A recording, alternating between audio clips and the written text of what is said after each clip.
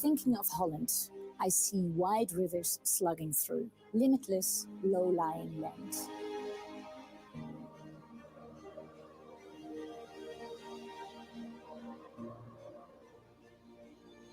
一排排瘦削的杨树，像高高的羽毛层叠耸立。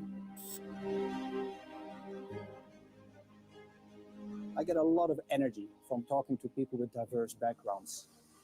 The people that lead foreign banks in the Netherlands take pride in representing some of the largest names in banking around the world.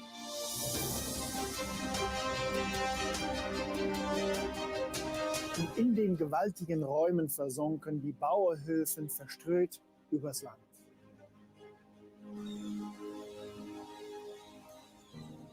I would almost say that the Foreign Bank Association is a microcosm for the world. You can see the rise of Asia and the Chinese banks and the Japanese banks, the deeply rooted relationships and the ambitions of the European banks, and the global reach and the sheer power of the American banks. It's quite a powerful combination.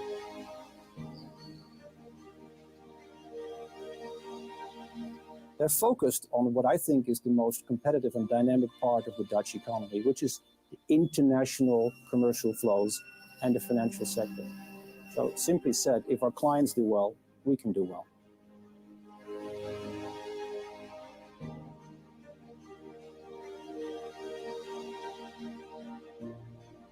「木々や村々、先頭を切り取った塔、稲の木が壮大な景色の中に配置されている。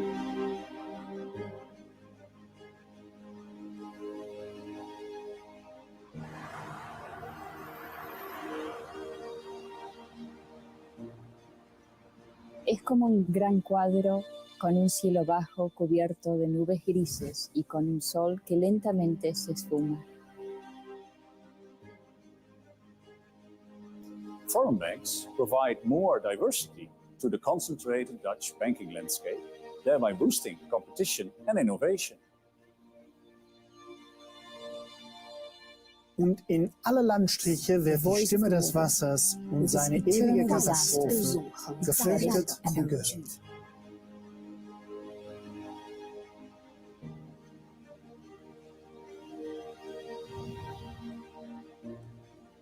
I feel incredibly privileged that I get a chance to work in my own country, but always with that international dimension. In a way, I think I get the best of both worlds. I'm deeply rooted in the Netherlands, but I have a window on the world. And that's actually foreign banks in the Netherlands. Deeply rooted in the Netherlands and a window on the world.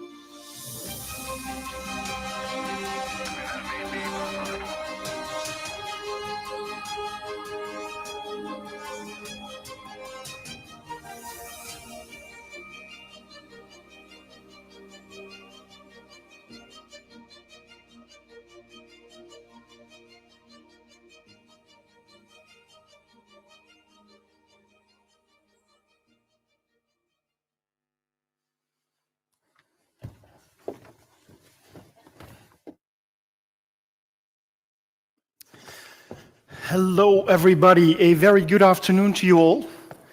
The short film you just watched is an illustration of what the Foreign Bankers Association does and who we are. And we even pushed in some Dutch poetry in there as well with Marsman, Denkend aan Holland. On behalf of the board of the Netherlands Foreign Bankers Association, I welcome you to the annual special event of the FBA. My name is Bas Martijn. I'm one of the chairmen of the FBA. I'm also Chief Country Officer for Deutsche Bank in the Netherlands. And it's great to see so many of our members here now, as well as the partners that we work together with throughout the year. And it's quite the occasion to convene here today at the Royal Tropical Institute, and tropical it is, by the way, having Jerome Powell as chair of the Federal Reserve of the United States of America as a very special guest and as our speaker. Over the past decade that the FBA has been organizing this annual event, it's always been the summit of what we stand for as association. First, we want to be providing a platform where we share knowledge and intelligence on a wide range of topics that are relevant for the financial sector. But secondly, We also want to provide a network for our members and a wider group of industry stakeholders to exchange views and see how we can advance the relevance of finance for our clients and for Dutch investors in the Netherlands. Look, in the run-up to this special event, I was asked one question many times, and it was, how on earth did you get Jerome Powell to accept your invitation to speak in Amsterdam? And it was a question that was filled with disbelief, curiosity. It's probably going to be cancelled last minute, so what's the game plan? Similar types of questions with a similar tonality. And here I feel it's important to provide you with some background on this event and Joe Powell, because this has been years in the making. My predecessors and fellow FBA board members have been working on this since the first appointment, actually, of Jerome Powell as chair of the Fed. That was in 2018 already. In those days, focus was on low inflation, super low interest rates, quantitative easing, all the stuff that today are very contrary. Today it's all about high interest rates, high inflation, and when is interest rates going to go down? So in spite of a big flip, I would say, on content and relevance, having an esteemed guest as Powell here today, I'm happy to say that bringing him to Amsterdam still makes the topics that he wants to talk about and will be talking about very topical and very current. And here also, a big word of thanks of making this happen is in place for Klaas Knot. Over the years, Mr. Knot has been supporting the FBA in many ways, but his big contribution has always been to secure with us a lineup of very, I would say, senior guests and a lineup of keynote speakers for our annual event like the one here today. Mr. Powell and Mr. Knot have just returned from their bi-monthly Basel committee in Switzerland, and we're happy that there was an extra day available for a short stopover in Amsterdam. And we're truly honored and delighted to welcome Jerome Powell here today. And Klaas, a big thank you to you and your team for making today happen. On the program for today, we've got two distinct parts. First, we'll be kicking it off with a view of Arti Debidjen on the role of foreign banks, how they support clients, how they support the real economy, but also discuss some of the forward-looking views and suggestions on how the industry can get stronger and where we can increase the fiber of this important sector. The second part will be giving the stage to Jerome Powell and to Klaas Knot, and they will have a fireside conversation which will be moderated by Financial Times journalist Claire Jones. At the end of that conversation, there will be room for questions from the audience. You've seen the QR code already. My fellow chairman, Jens Poland, will be wrapping things up at 5 o'clock, and then you're all invited for drinks in the central entrance hall that you entered through. Before we start, a few housekeeping points from my side. Please mute your phone. Thanks for that. There is a live stream here for market transparency going into the market so that everything is live and being broadcasted. In the unforeseen case that there is an incident, please remain calm and follow the instructions of staff. Emergency exits are at the back of the auditorium, and here on the left, for you on the left, for you on the right, over here. You can use those if required. And as mentioned, there's going to be room for questions at the end. We'll beam the QR code shortly so that you can submit your questions. The actual questions will be managed and asked by Claire Jones. As board of the Foreign Bankers Association, we wish you a wonderful afternoon. And without further ado, I'm delighted to introduce Arti Debidjen for her contribution. Arti is the Chief Information Officer for KPN, the Dutch telecom incumbent. And she was Chief Information Officer in the financial industry for a number of companies, most notably NIBC and Nationale Nederlanden. She currently holds various supervisory board membership, most notably the one for the Dutch Central Bank, but also for the Netherlands real estate platform NVM, the owner of Funda. Her drive and efforts stand out. She was recently appointed as one of the top 30 most inclusive leaders and also in the top 50 next generation board members for the Netherlands. Can I have a warm welcome, please, for Aarti? And please join me on stage, Aarti.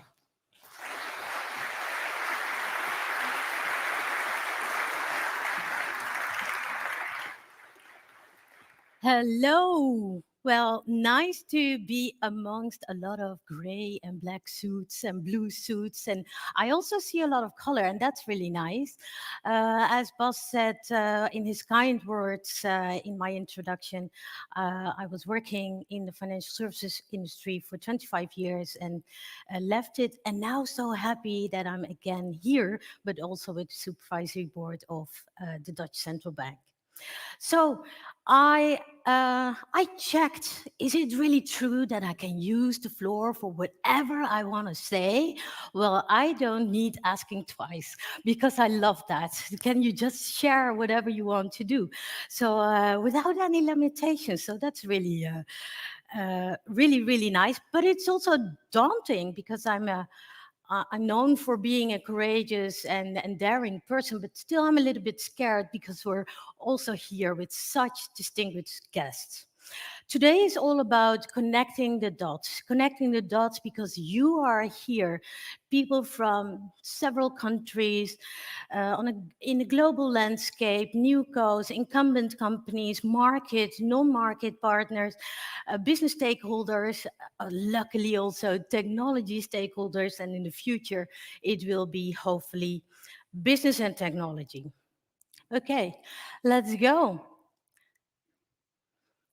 Connecting the dots. Why is it so important to connect the dots? Because without the connecting, we're just dots, unconnected, and also seeing things from our own individual perspective or within our enterprise and our own bubble, not reaching out to others. And this, the FBA, and this today, this event is a great example of why it is so important to reach out and connect and collaborate and also co-create even.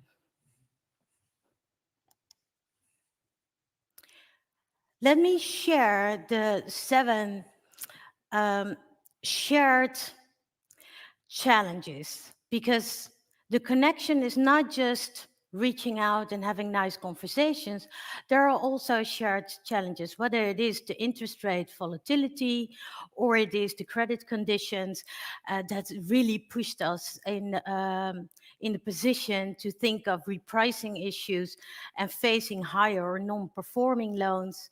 Whether it's cybersecurity and fraud, this fast implementation of AI and generative AI not only enhanced us to combat cybersecurity and fraud, phishing, and nowadays even phishing via voice-generated messages, but it also enhanced the capabilities of cyber criminals. So that's a catch-22 we have to deal with.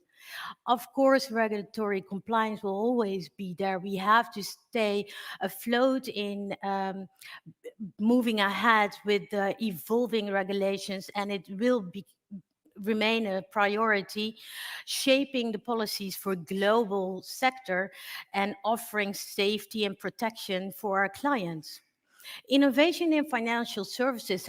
Now we're going to talk a little bit about the innovation, digital and technology, my space. It is so much nicer now to be in a technology position because, as I said in the introduction, there are such blurred lines. Embracing new technologies, whether it's distributed ledger systems, far advanced cash management systems, trade finance, all autonomous and offering our high security and frictionless infrastructure, but also sustainability and ESG. We could use everything that is within our means right now to really also move ahead and forward, be it incorporating environmental, social, and governance ESG criteria. So this will be important. And last but not least, maybe my personal favor and a challenge that I think has a really nice flip side. So in this current market space, education and leadership development is so much more important. Ah, nobody laughed. You should have laughed that I didn't flip the slides. Finally, some interaction. Did I really had to make a goof up before you gave me something? But yeah, good to know. So why is education and leadership development so important? Because it's more and more getting to be difficult for us to attract, retain, develop, and nurture new talent. Because the power is not with us, the power is with the talent. And also we have to cater for succession for next generation leadership to tackle this modern era. All of these known 7 shared challenges push us into an internal focus. And we already had so much burden to carry with the going concern activities. And with everything that's going on and coming at us, we have to put equal efforts into changing the going concern activities, which is a huge burden. Everyone knows you have your shop open, the going concern, everything that you have to do connected, those shared 7 challenges. But now you have to change things at the same time. And even the third heavy lifting is the new recurring going concern activities. That's not all. There's good news also. The known 7 shared innovations. And these are all topics that we have in common with each other. So we could, there's a lot to talk about when we reach to the drinks. Digital banking and mobile apps, the usage of it, not just to check your savings account, has been here for 15 years at a mature state. But now our customers are expecting us to have every use case seamless, frictionless, at real time, 24/7, and they are asking us to reducing the branch offices and starting to offer us hyper personalization and hyper individualization. They really want, even though digital innovation and technology is used to interact with us clients, they really expect us to have the same human touch type of feel. The same goes for utilizing generative AI and machine learning. Has been there for how many years? Just shout out a little interaction. Let's see if everyone's awake. Who dares to shouting out? How many years has it been in the financial services sector? Who says 5? Who says 10? It's even a little over. So that's daunting, right? It's not about the hyper marketing and pushing and of the technologies. It has been there for years and years. In, I think, maybe 2009, when I was starting with my colleagues a new completely full service digital bank, we made use of AI and machine learning because we didn't have the scale and we didn't have the headcount. Blockchain and cryptocurrency, it's already there for so many years, and it's really pushing hard forward in the supply chain sector. But now you see it evolving more rapidly. Open banking and API integration. So not just telco, but banks are now carriers because we open up our infrastructure for third-party services and also supporting functions outside our own domains. Also, the need finally there to collaborate with fintech and newcos, because it was always about incumbents are relevant. Fintech and newcos are small, not relevant. Why should we? But yes, with open banking and open API, there are so many use cases and new business models. RPAs, robotic and process automation, it's not just now in a pocket, it's a whole chain that we can automate, offering us and allowing us to utilize OPEX reduction, scalability, freeing up means and headcount, and also the financial inclusion.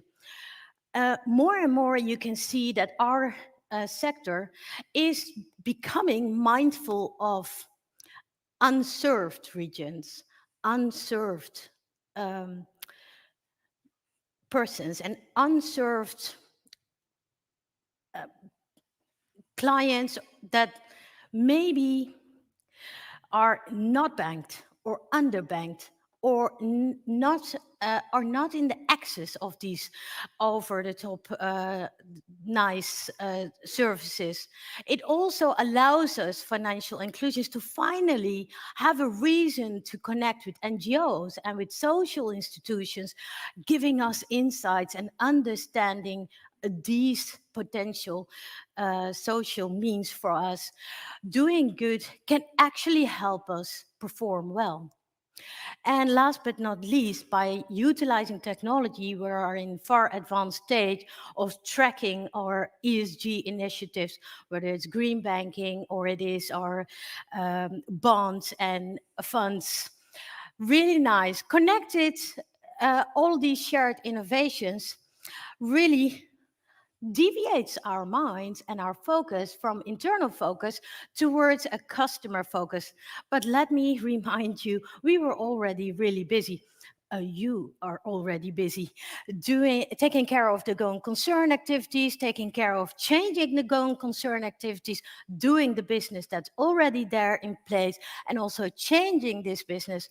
Now what? It's a lot, and it's ever so changing and evolving and asking more of us. It's more and more important for us to seek a level of adaptation and real leadership. How are we going to go about it? What you really long for is that everything that's in the going concern and status quo gets leaner. But how does it become leaner? What does it ask of us? Because then we could free up the means and the budget and the time, and the focus. You can also attend your focus only one time to leveraging it towards changing the business and responding to the changed demands in the organization. This is a model of Venkatraman. He's a Harvard professor. I remember my first job in the financial services industry was with Delta Lloyd Bank or Delta Lloyd Bank. And I remember this model was already there. And what I like about this model is that it's still so relevant. I love that if these type of frameworks and models can really overarch time. Let me give you the short version. So while business and emerging technologies, customer demands, regulatory compliance keep on changing, we change our business strategy. And business strategy leads to changing of IT strategy. But in my humble opinion, we keep forgetting to change the structure of your organization and change the structure of your teams and the way you collaborate and create. And also we keep on getting away with leaving the clutter behind and changing the IT architecture and the IT processes. So if you want to win at strategy, structure follows strategy almost immediately. Ask us to lead. And I'm not talking about the leaders in the audience, but it asks a different behavior. So lean should be ingrained in your attributes and your behavior, enable business growth, agility, and I'm not speaking about agile, drive cost effectiveness, because that drive of cost effectiveness, not in rainy days, but already in sunny days, can be spent towards our own business. It's not about the leaders, it's not about you, it's about sharing leadership and sharing mandate. It's about giving that autonomy away by not having it and multiplying yourself as a change agent in your organization. If you see the same things, obviously nothing will change. People will still follow you and not speak up or speak out. We really need the benefits of diversity and inclusion. I am confident that every one of you already knows the real tangible benefits of surrounding yourself with people, different mindsets and different expertise. The overarching in across markets and global scale, strategic intention of customer obsession, sustainable growth, and radical simplification is not just for banking. It is actually for all countries, across sector, across cultures, and is something we need to work on with more attention. We could learn of the nice innovations in the other sector and reach out to them, and maybe someday they will be sitting here at the FBA sharing their stories that we can learn from. Okido, what does that mean for us? Donut or do not worry, we just need more color. We need more the outliers and the different mindsets and different expertise and people outside sector joining us. It's, in conclusion, not about technology. It's not about legacy and tackling legacy. It's about tackling the legacy in people's minds. Open mindset starts with you and I, and that's what we're going to do today. So I wish you all a great Connecting the Dots day.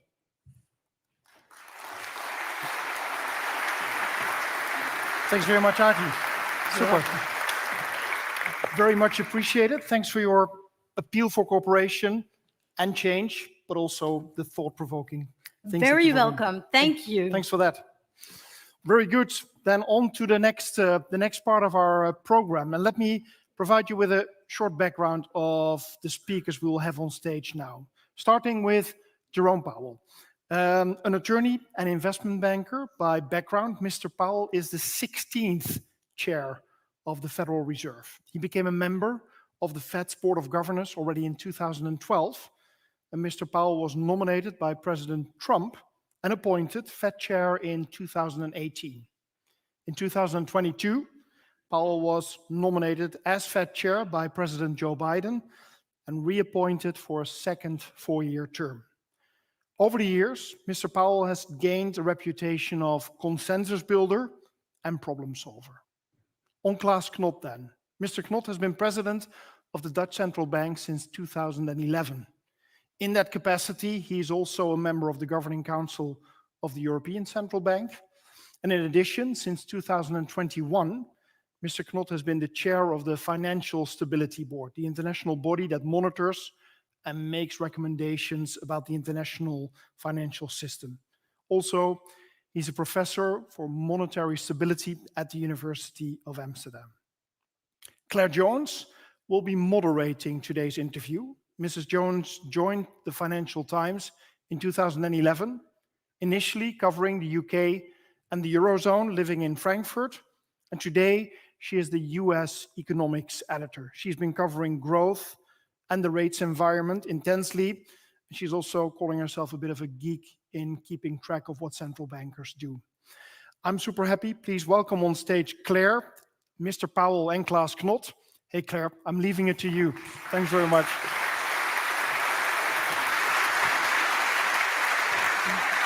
Yeah. Or are you in the middle? No. Okay. Hello there. It's a pleasure to be here today in this wonderful venue.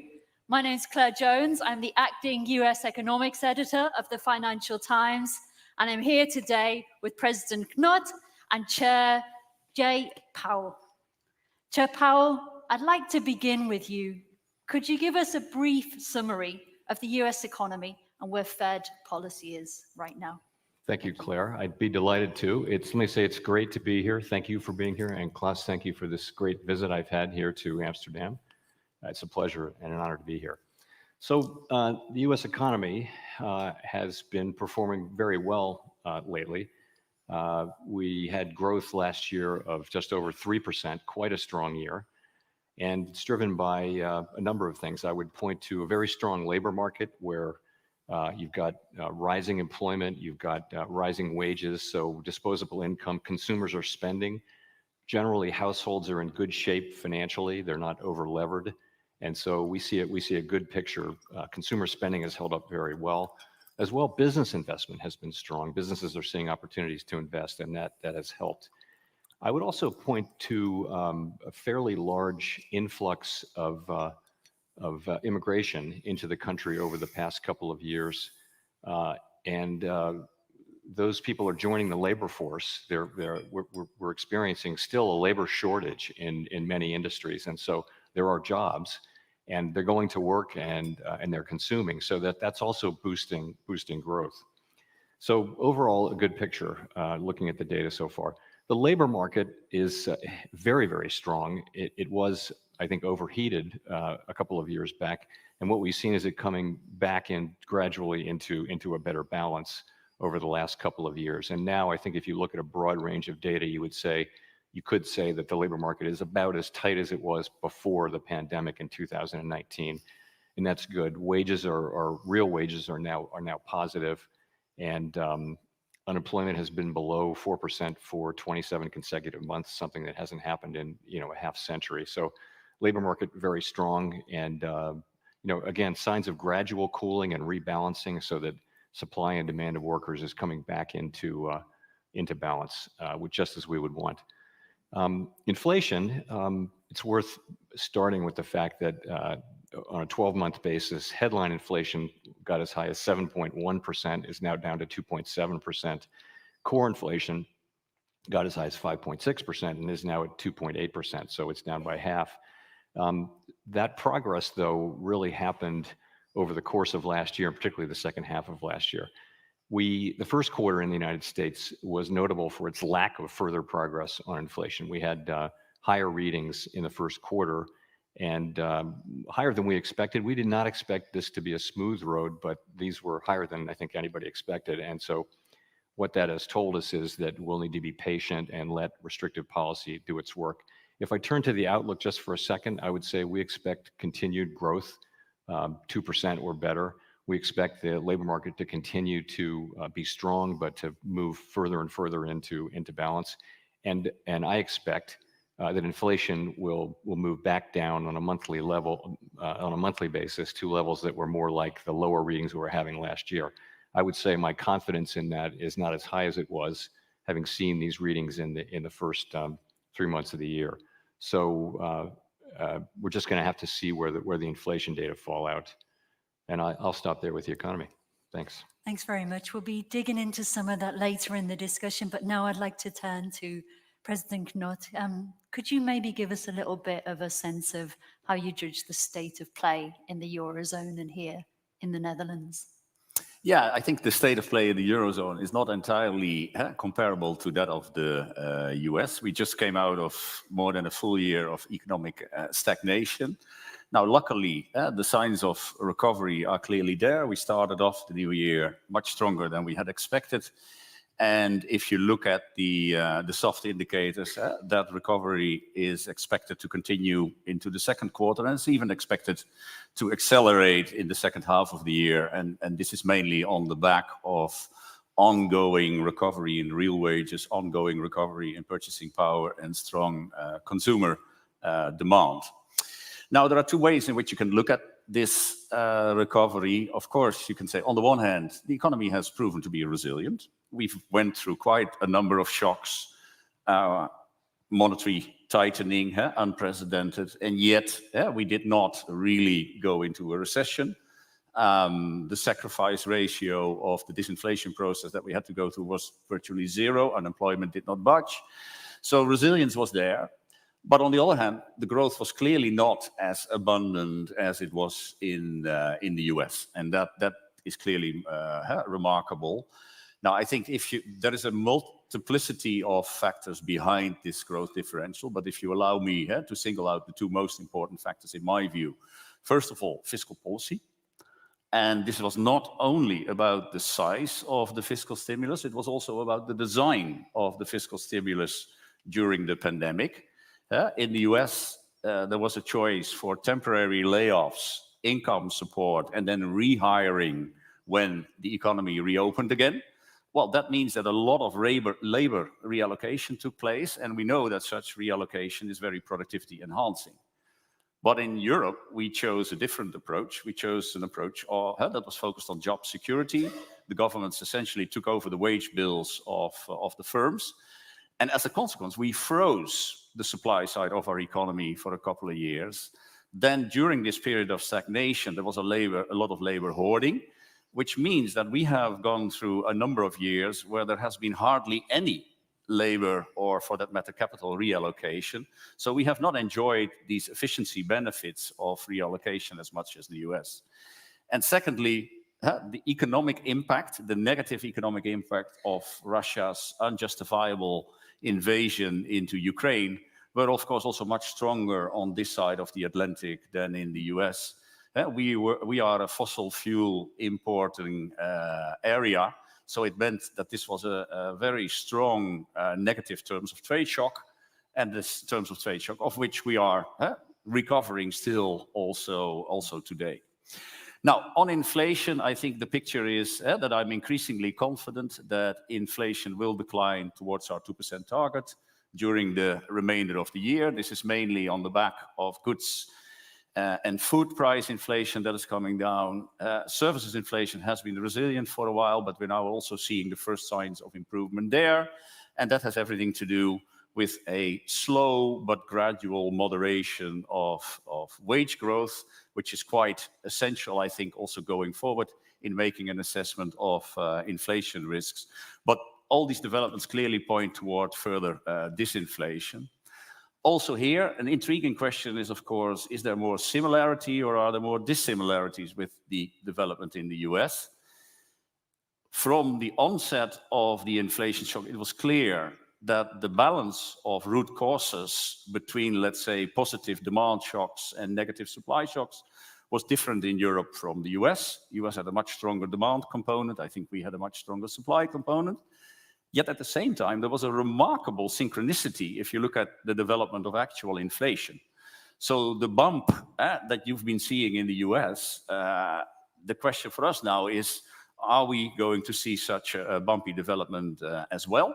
So far, we've not seen any evidence of it, but that's clearly a warning signal for us, also not to come with any sort of premature declarations of victory. All in all, I do believe that inflation is probably less persistent in the euro area than in the US. And that leads me then to conclude that if we manage to continue on this track, if the incoming data continues to validate this development, that it will be appropriate for us to gradually take our foot off the brake, to remove some of the restriction, the monetary policy restriction that we're currently imposing on the economy.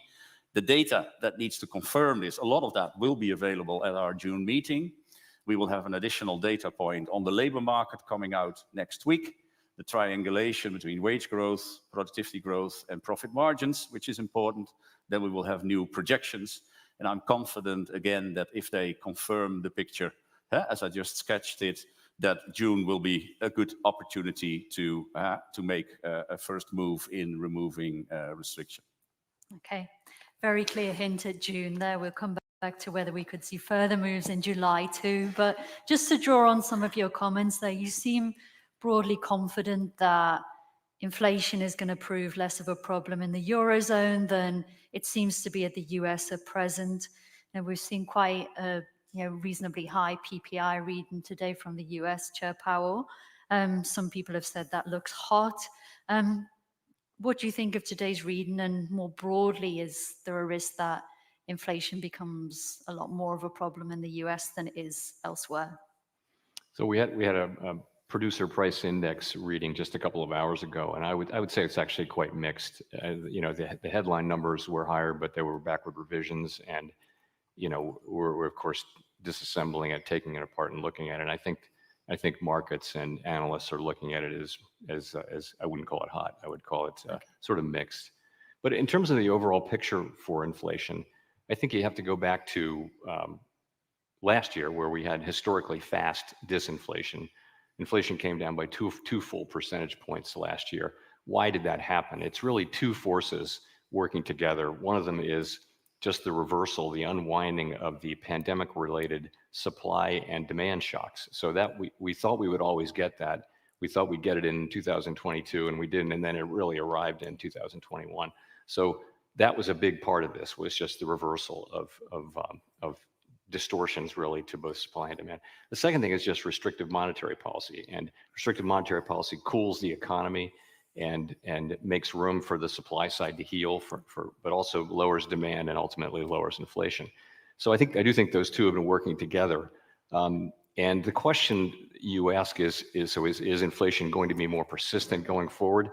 I think, and that would essentially mean that we've gotten the supply side gains that we're going to get, and now it's down to lower demand, which would take longer and potentially be more painful.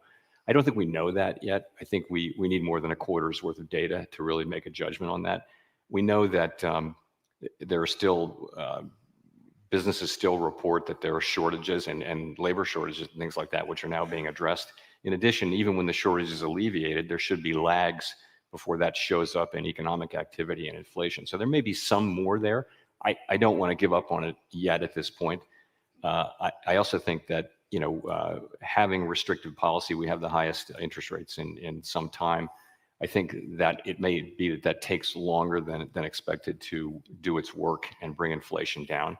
I am confident that we will do that, but that we will get inflation down to 2%, and ultimately we will do what we need to do with our policy rate. And just to bring in a question that one of our members of the audience asked here, I mean, you referred to it briefly then, but from Edin at ORV, he asked, do you entertain the possibility that returning to the 2% target will not be possible with the current level of the Fed funds rate?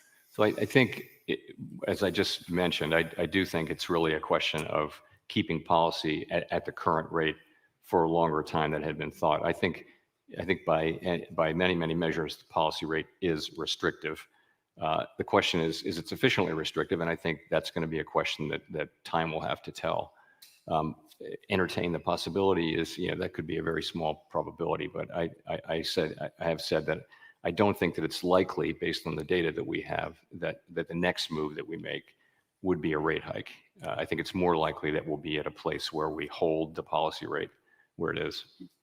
And is there any particular component of inflation that concerns you? A lot of people in the US have been focusing on housing and that segment, but is there that, or is it something else that? So we think of it in three buckets. The first of which is just goods inflation, and goods inflation was negative for 25 years, mildly negative because, of course, globalization and many goods were manufactured elsewhere and shipped at lower costs. So that, I think, is performing broadly as expected over time. We had very high goods inflation at the beginning of the pandemic because of the supply chain issues. That came down a lot, and I think we expect that. Housing inflation has been a bit of a puzzle because current rents have been low. Current rent increases have been low for some time, but they're not showing up. That's not showing up in rollover leases and in owner's equivalent rent. So, I think what we've learned is that the lags between a decline in market rents and it showing up in the measured inflation for housing services is long. Their lags are longer than we thought. But as long as market rents don't go, as long as they're going up at very modest levels, it will show up. It's just a question of when. I think our estimate of the lags is there, and so you've got to look at that. That may affect your confidence, but we have to wait for it to happen. In terms of the biggest part of it is services inflation, non-housing services, and that's more than half of the index. And it's less interest sensitive. It's very sensitive to wages and that kind of thing. We had made some progress there, particularly if you look at the market-based aspects of it. But that's the one that I think may take the longest. At the same time, it doesn't need to go to 2%. It wasn't at 2% before the pandemic. You need the three of those to come out in some way that they're at 2%. And I'm confident that we will get there. Excellent. And just to go back into this theme of divergence, I mean, to summarize your answer, it seems that, you think the geopolitical aspect of the Europe being closer to Russia, and also the aspect of not only the scale, but the design of the fiscal response, are the primary drivers of this divergence that we've seen between the US and Europe. Chair Powell, what would your thoughts be on this? Are there other factors that you think are worthy of consideration when trying to understand why the US and Europe seem quite different economic beasts at the moment? So I agree with all of the factors Klaas laid out. I would add we're probably also benefiting from a sort of strictly accounting GDP standard from new workers coming in to a large extent. I think the issue really is, and this is an issue that that the European economic policymakers are very, very focused on right now, is over the longer run, Europe's productivity growth has been about half of the US. And so ultimately all you've got is hours worked, and that's largely a function of population, hours worked, and then output per hour. That's going to be your economic activity and growth. And so productivity is, really the thing that can enable living standards to rise over time. And, there are a lot of theories on why that might be. I think from an American perspective, I would tend to point to the more flexible labor market, and also a more fully built out set of capital markets, which is parts of which are very focused on funding early stage innovative companies. So it's not just a bank-centric system. We've got a very highly evolved, financial system. That may be another factor. Yeah. So plenty of other reasons there that are worth mentioning, I think. Turning back to you, President Knot, you gave a pretty clear signal, I think, that we're going to see a move in June. But a lot of the questions that people have put to us today have, stressed this point of, usually there's been this sense that the ECB has been following the Fed, and it's raised a bit of a question mark as to what degree can the policies of, the two major global central banks, with apologies to the Bank of England, how much divergence can we really see? So to what extent do you feel constrained by what the US central bank does, and would you perhaps be reluctant to cut in July should the Fed want to stand pat and leave rates as they are for the foreseeable future? Look, I think if you talk about monetary policy of big central banks like the Fed and the ECB, that monetary policy always takes place in a global context. I mean, our markets are interwoven to a large extent, etc. At the same time, we both have clear domestic mandates that look on an economy which may be 10, 50% open, but it means at least 85% closed economy. So much of our inflation is actually being triggered still by domestic factors. So what we simply need to do is construct our own inflation outlook for the euro area.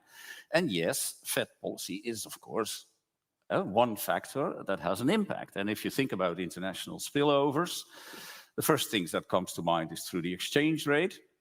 If the Fed were to run a tighter ship than we were going forward, then probably that would lead to some dollar strength and euro depreciation, which of course leads to additional imported inflation. But at the same time, you will also have a spillover effect through global financial conditions. Bond yields internationally are also moving in tandem. If you look at the last few weeks and months, bond yields in the euro area have gone up significantly without there being a true euro area reason for doing that. It was just the spillover from the US. And that effect is, of course, disinflationary. So if you look at the two effects, it's not so clear which of the two will dominate. And it's therefore also not so clear whether the developments in the US will really have a meaningful impact on the inflation outlook in the euro area. I don't think it will change the direction of travel in the euro area that much. So you'd be willing to cut in July too? Well, we've been saying all along that we follow a data-dependent and a meeting-by-meeting approach. And I keep repeating here, it is essential what is happening in the labor market in particular, because services inflation is still the main remaining driver of inflation in the euro area. So we will simply have to follow the data as it comes in, both on underlying inflation trends, the labor market, etc. And that's why there is no commitment beyond June. We will just follow a meeting by meeting and a data-driven approach.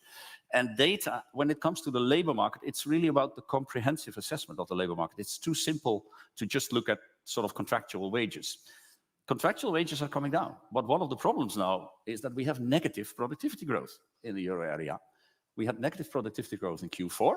In Q1, again, it seems as if growth in employment exceeds growth in GDP, which means that probably next week we will get another negative productivity growth number. And that means that unit labor costs are actually still going up. And then the question whether profit margins are capable of continuing to absorb these unit labor costs, that's something that we really have to assess over time when we decide on future steps. So nothing, no commitment whatsoever, open mind for anything beyond June. And just to turn back to the issue of US inflation for a moment, even though there's this sense that we did see a remarkable drop of inflation last year because it was, just so aggressive the year before that there is this sense that, there's still a public perception that prices are very high. How difficult is it to really feel as though you can keep credibility at times when trust in public institutions is under siege? And that's from Jeroen Broekman, who's from Leaders in Finance. So I think for central banks, credibility is kind of everything. And we only earn that one way, and that's by achieving our mandate for the benefit of the public over time. And also I would add, a part of that is sticking to our knitting. Don't take on politically fraught issues that are really not our mandate. Do your job and explain as best you can what's happening in the economy. Of course, the economy the post-pandemic economy has surprised everyone. I wouldn't single out any single central bank or group of forecasters. It's just been many things that were not supposed to be able to happen have happened. Nonetheless, we've made real progress on inflation. We're far lower than we were. I would say the risk that at the beginning we were very concerned that the very high inflation we saw might be quite difficult to bring down without a kind of very significant decline in employment and weakening economic activity. That didn't happen. That's just a great result. I think people are unhappy. You mentioned people are unhappy. That I fully appreciate that. And a big part of that, I think, is go to the store. Prices are high. You tell people inflation is coming down, and they think, I don't understand that. The price of all the things that I buy hasn't come down. So, they're not wrong. I mean, they're suffering. Particularly people at the lower end of the income spectrum are very hard hit by inflation from the start, which is why we're so strongly committed to restoring price stability and keeping it in place as long as possible. And just to turn back to Europe now and to the Netherlands in particular, we're sitting in a venue here that's really testament to the power of trade for good and ill. In an era of deglobalization, when we're seeing daily headlines about tariffs, and how does the Netherlands as a small open economy, and indeed the Eurozone as a very trade-dependent region, really thrive?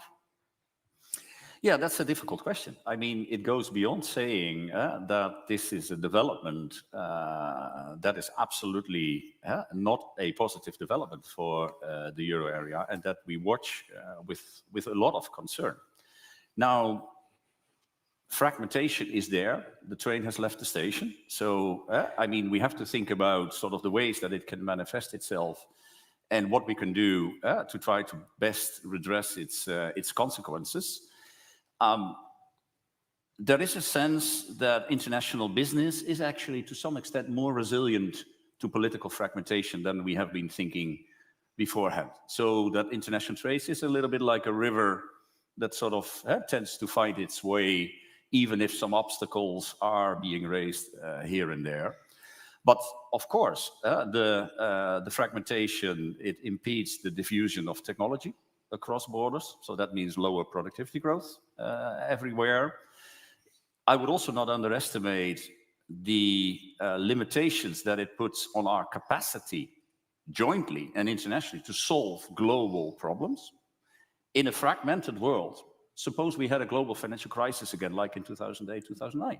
It would be much, much more difficult to get the G20 around the table and to agree on a concerted remedial plan as we did in 2008, 2009. Think about climate change, etc.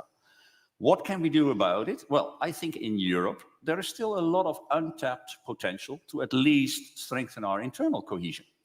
we're not tapping the full potential of the single market. In many, many places, the single market only exists in a name. We don't have capital markets union. I think we are really doing ourselves a disfavor. We don't have a banking union yet. And so we are missing out on opportunities to strengthen international trade, or sorry, inter-European, I should say, trade and integration, economic as well as financial.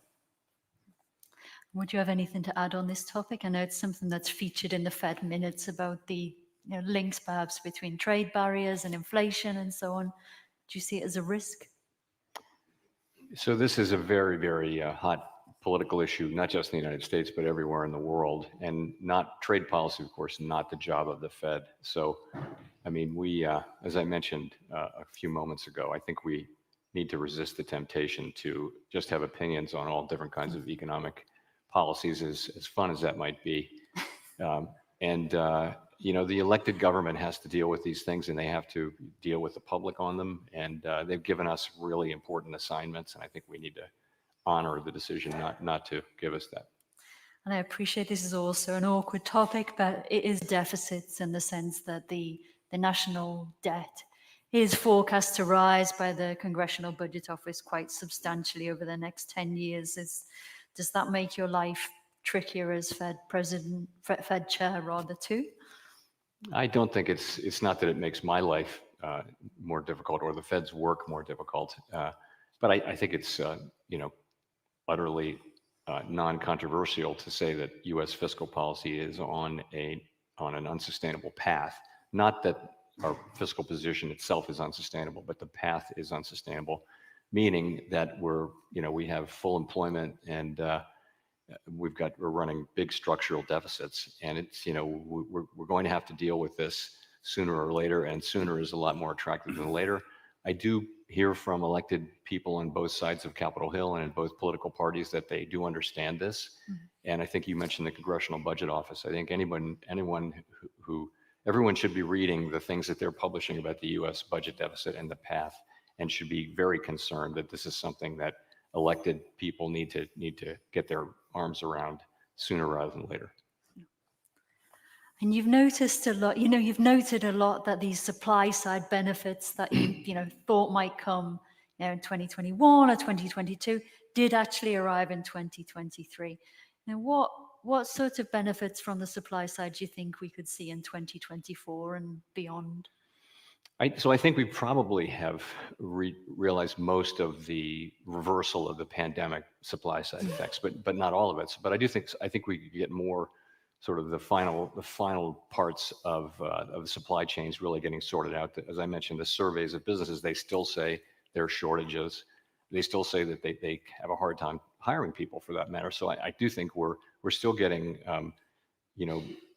very substantial numbers of people coming to the country and going to work. Let me add, immigration also not a policy that the Fed works on or has opinions on, but I'm just giving you the straight economics of it. People come in, they can get a work permit, they are getting work permits, and they go to work and they're paying taxes and they're creating economic output, and there are millions of them. So it's alleviating the labor shortage that we had in the industries that really had it the worst. So I think all of that, it probably helped at the margin a little bit in cooling the labor market off.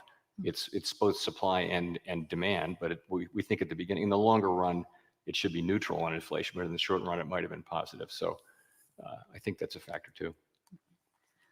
And just to kind of tend to these like broader demographic trends, there's been a lot of talk in recent years about how they will impact inflation, whether they have some sort of impact on R-star, the kind of, the Goldilocks level of interest rates in the longer term, one might say. I mean, how do you think about these kind of longer term demographic trends and other factors and how they're going to influence where you see this kind of magical Goldilocks neutral rate of interest? So the R-star, for those of you who aren't central bankers who read every word of every story Claire writes about us, R-star is really a longer run concept. R-star is a neutral interest rate that would neither push up on economic activity nor bring it down at some hypothetical future time when we're at full employment, we're at 2% inflation, and there are no shocks hitting the economy. So think 5-6 years down the road, there's this sort of nirvana out there. Its relevance for current policy making is kind of limited, and I think you need to say that. But really what we're doing in an FOMC meeting is we're looking at the broad effect of the things that we're doing on the economy, and we're asking ourselves, is policy tight enough? Is it too tight? We're looking at what's happening in the economy. We're thinking about lags, and it's not a debate over the level of R-star, because that's a longer run concept. Now, and the argument is made that R-star will go up, and this is a debate that economists have been having for some years now. But the idea is, between deglobalization and the need to fund the energy transition, and perhaps the need to spend more on military, and the aging of the population, bigger deficits, higher, all of that could push up what is a neutral rate. And I think those are the interesting debates to have. But ultimately, we're not sitting around wondering what the longer run neutral rate is when we do policy. When we make policy, we're thinking today, is our policy delivering what the economy needs to move it toward the mandates that Congress has given us: stable prices, maximum employment. So would you divorce it from, I think why this has come into focus, if you like, is because, now that, cuts are being considered in some parts of the world, at least there's this sense in which people are thinking, how low will rates go? Would you see that as part of the kind of R-star debate, or would you want to divorce the two factors of this current cycle and where R-star will end up being? I think the R-star debate runs in the background, but again, it's a longer run concept. You could, if you wanted to think about a shorter run R-star, that would be more relevant. But that's not the way we think about it. We think about the effect of the things we're doing on financial conditions more broadly and on the economy. And how is it affecting the economy, and why? And and all of those things lead us to believe at this time that policy is restrictive, and that it looks like it will take longer for us to become confident that inflation is coming down to 2% over time. And how is this debate occurring around the table in Frankfurt at the ECB about longer run interest rates, or even, where are we going to end up? What's the rock bottom for this cycle? Yeah, that's of course a difficult question to ask, because there are so many moving parts here.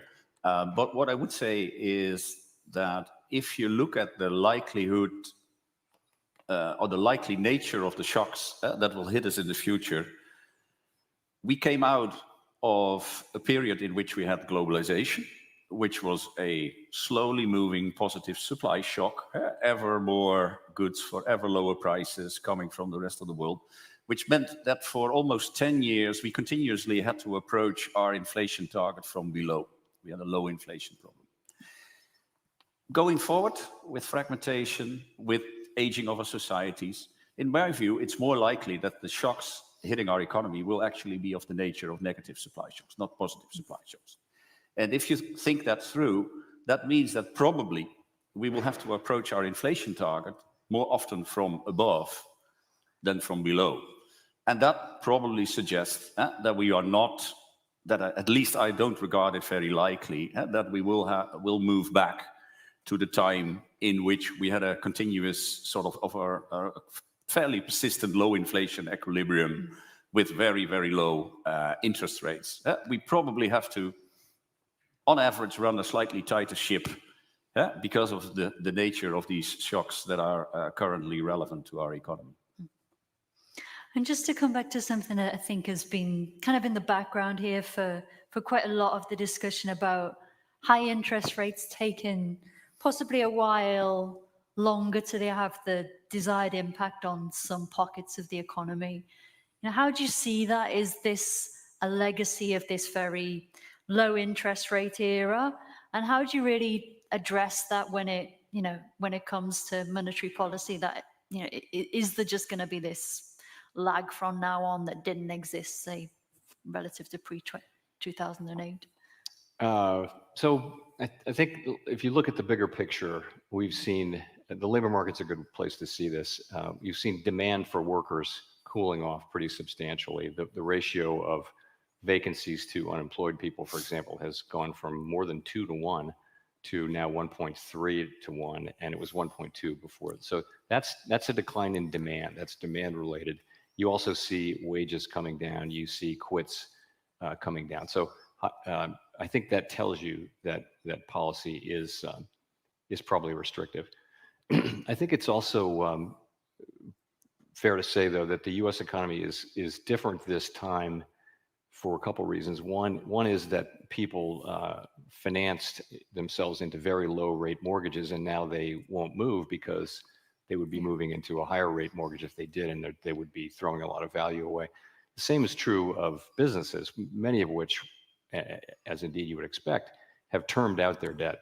And so they're not feeling the effects of interest rates. So it may be that policy is hitting the economy not quite as strongly as it would have if those two things were not the case.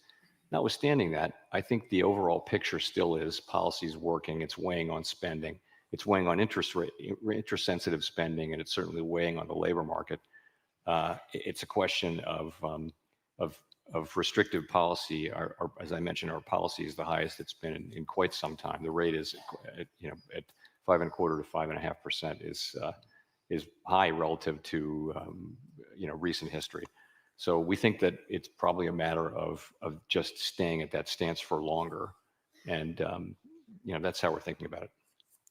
And I mean, you note about housing and about the standard model in the US being I think I'm right, the 30-year mortgage is kind of the standard mortgage product.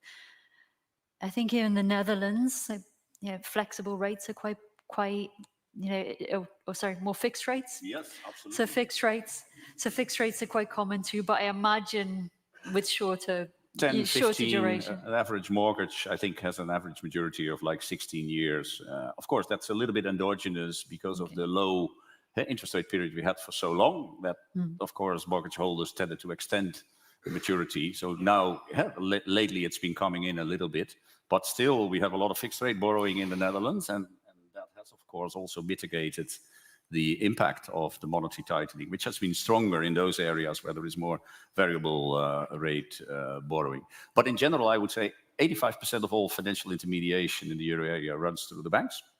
So when you look at monetary transmission in the euro area, you have to look at credit. And credit growth has more or less come to a halt. As a consequence, we increased policy rates by 4.5% within 14 months. Credit growth came to a halt. That was a feature of the policy, not a bug. And credit has been flat for quite a while. And now we're also beginning to see the first signs of life again. Now that there is an anticipation that our next interest rate move will be a reduction of rates. You also see the first signs of recovery in credit. So in that sense, I think this is more or less how you would expect monetary transmission to take place in the euro area. And how much of an issue has that been for you in the US, where we do have this, where capital markets play a far greater role, and where, for reasons that were never quite clear to myself, the turn of the year, the markets were predicting, 6 interest rate cuts by the Fed, and pricing credit off the back of that, and there being quite a big, quite substantial growth in lending and refinancing over the first couple of months of the year. How much more difficult does that really make your task that the banks aren't as big a vehicle?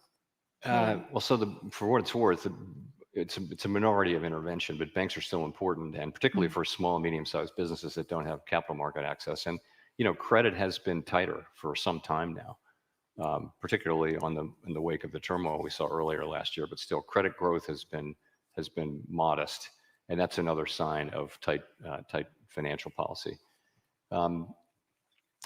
So that's part of the picture. I think the fact that we have capital markets are so important for many consumer loans of various kinds wind up in the capital markets or securitized and are not held by banks. It's just that it's a very healthy credit machine for people, but they're feeling these higher. Those are short-term interest rates. I think that the ones that are longer-term interest rates are the ones where they're not feeling it, and that's really mortgages, and that's companies that have turned out their debt. I think other forms of consumer debt are short-term, and the surveys show that people think it's not a good time to buy durable goods like cars and washing machines, and the reason is it's a floating rate loan at a very high level. Absolutely. And when you look at the banking system as a whole, we've seen some jitters, I think, on both sides of the Atlantic, but on the whole, it seems both systems are relatively stable despite quite substantial rises in interest rates. Has that surprised you at all? Maybe first to Chair Powell and then to President Knot. Has it surprised? Not really. Our banks are particularly our large banks are, strong, well capitalized, very successful competitively, globally.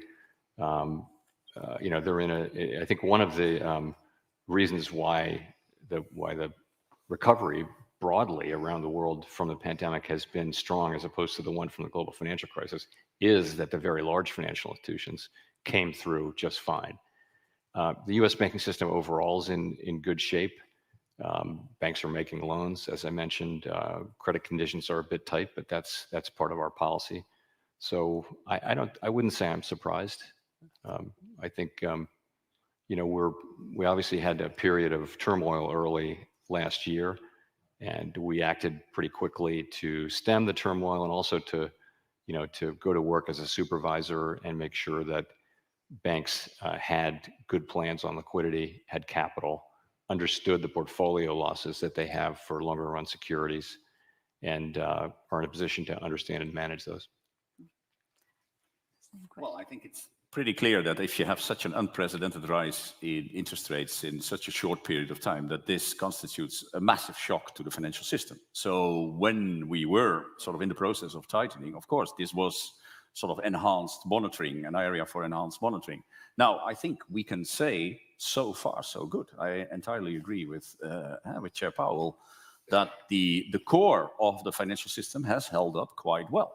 And I think this is in part, I think the success of the financial reform agenda that was rolled out after the global financial crisis under the aegis of the Financial Stability Board, which was very much focused about stronger capital, stronger liquidity, stronger risk management at the banks, which were at the core of the financial system.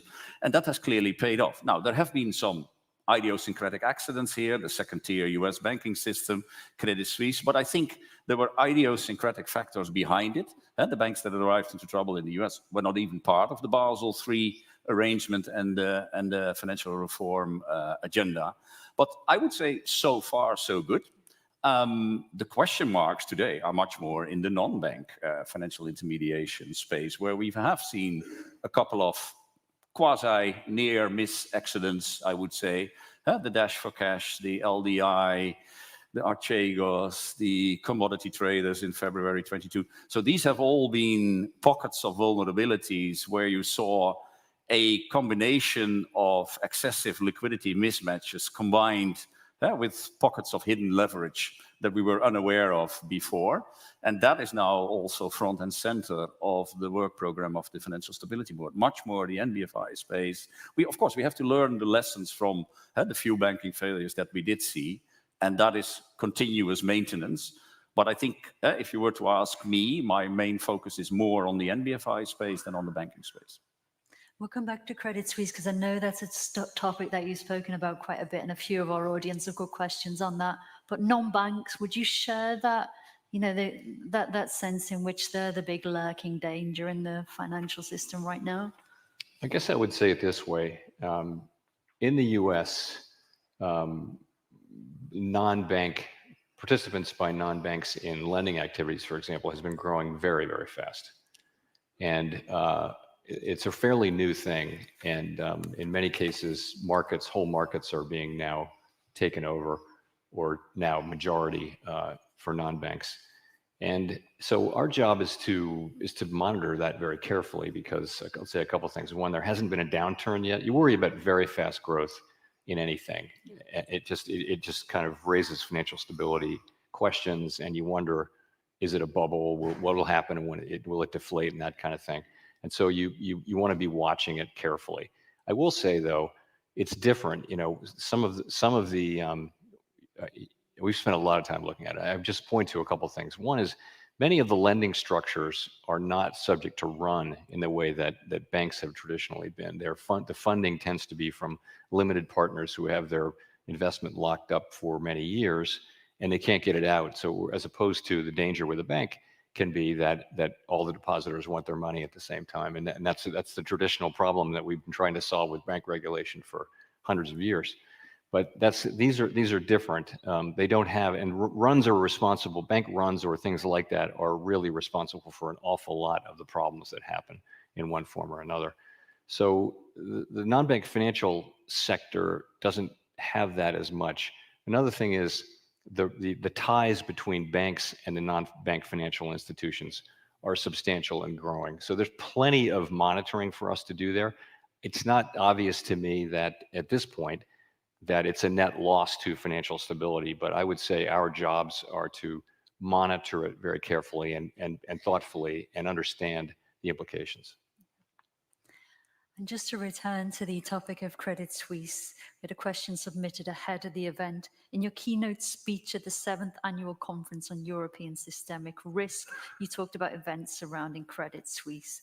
What can the Foreign Bankers Association, to which we're speaking today, and the Netherlands Bank learn about the collapse of the Swiss lender?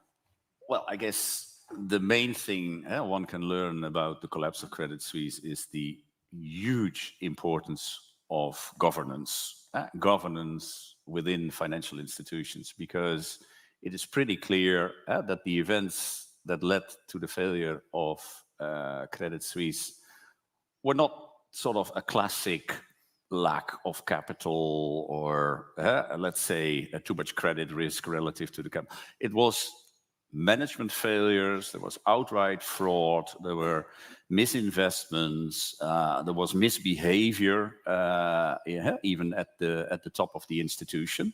And if you have a series of governance failures at an institution, it will lead to an erosion of confidence. That erosion of confidence will lead to deposit runs, which, by the way, already took place much earlier than March 23. There was already a significant outflow of deposits also in the fall of 2022.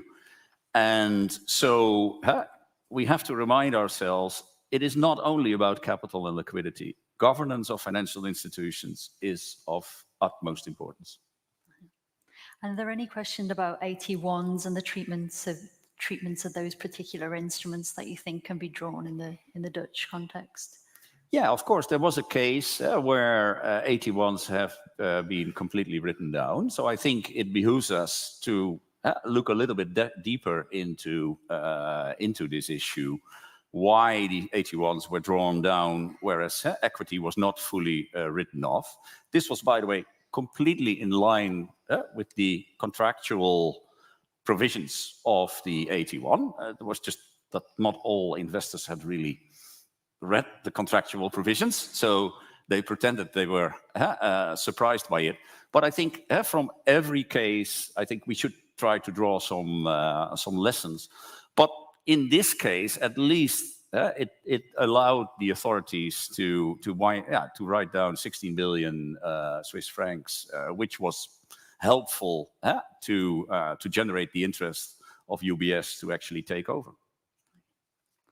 And now turning back to you, Chair Powell, we've got a very nice question here from Liu-Zhan from ICBC, who asks, during COVID, the Federal Reserve applied high levels of monetary stimulus to further raise asset prices and support growth. Bloomberg called you Wall Street's head of state as a reflection of how strong your actions were on asset prices and how profitable your actions were for Wall Street. How does that make you feel? And how do you look back at this with the benefit of hindsight?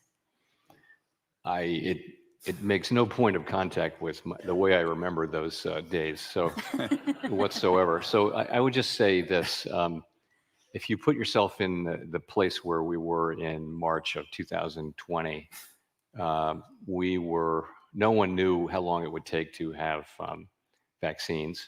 No one knew whether millions of people were going to die fairly quickly, or how long the economy would remain closed, or was it even going to be possible to reopen the economy if it had to be closed for a year? What was that going to look like? So I think it was so uncertain that I came to the view, and my colleagues did too, that we really needed to use our tools in ways that we hadn't before, because I would never have been, if things didn't work out, I didn't want to, if we had to go through a really deep lengthy downturn, I would not want to have to explain why we didn't do that. So we did, and what happened is we announced these very aggressive, vigorous programs to support markets that we had never had to support before, the municipal market, corporate debt, these were red lines that we said we'd never cross.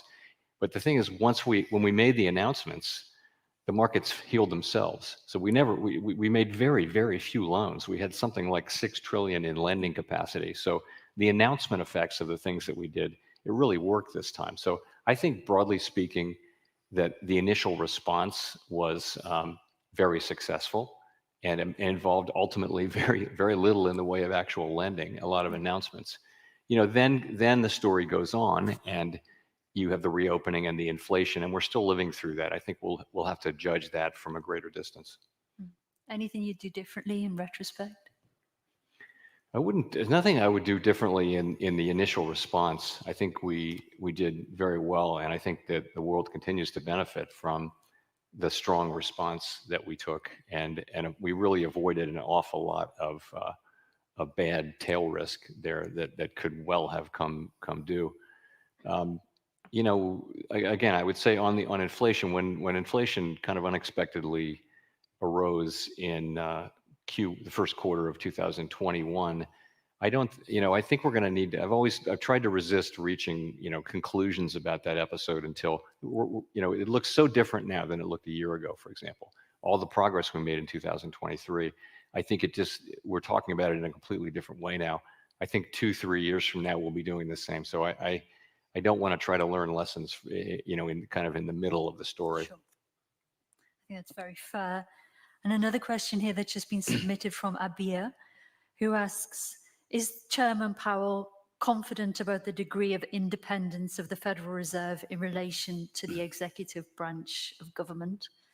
Do you think you have the powers that you need to defend your independence? Yes, without question, I do. I think when, I talk to elected representatives in both political parties in the House and the Senate, and I think there's very strong support on both sides of the aisle, on both sides of Capitol Hill, for an independent Fed. I think people do understand that, we're just there to do our job on a non-political, non-partisan basis. Nobody's perfect. Everyone makes mistakes, but the Fed is doing the absolute best we can with the tools that we have and the understanding of the economy that we have. I think that is very broadly understood and supported on Capitol Hill. So I'm less worried about that than the sort of things that have been in the press lately might suggest. Okay. The same question to you. Do you feel as though the ECB's independence is well enough enshrined? Oh yes, I think the ECB has one of the strongest statutory independencies of maybe all central banks in the world. And I just, let's zoom out just for one moment. I mean, this inflation shock that we had, if you compare it to the previous inflation shock of the same magnitude, which was the 1970s, when we didn't have independent central banks, the main difference why I think now we have a credible prospect of getting the problem under control within, let's say, 3 or 4 years, while in the 1970s, it took 10, 12 years, and the disinflation was so much more painful. The sacrifice ratios were so much higher, high unemployment, etc. The big difference is central bank credibility. During this huge inflation wave, inflation expectations continued to be well anchored. They never drifted away from 2%. This is so different to the 1970s. And why were inflation expectations so much better anchored this time around? Of course, that you can have a debate about it. It's about psychology, etc. But I would posit that the higher degree of central bank independence is clearly an integral part of that story. So this is a very tangible way in which we can show to society the benefits of having independent monetary policy making. Would there be anything that you'd like to add to that on the case for central bank independence? I think Klaas said it very well. I mean, and I think in the United States, we don't have quite the constitutional, I think, support that you have for it. It's a statutory arrangement. It's an institutional arrangement that has benefited the public. And that's all it is. Congress can change it any time they want. It would take Congress to change it, though. There's nothing the executive can do. Again, I don't think that's likely, but as long as what we're doing is keeping our heads down, working on the things we're supposed to be working on, doing our absolute best, and explaining ourselves as best we can, acknowledging mistakes, and going forward, and that we will have the faith in our in our independence that we need, and I think we do have that now, and I'm determined that we'll continue to have it. And I think that's a very suitable note to end this discussion on.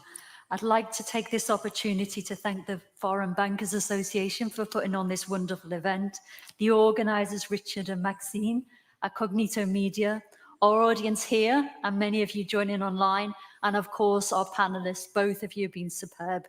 Thank you for joining us, and enjoy the rest of your day. Thanks again. Thank you. You're welcome. Thank you.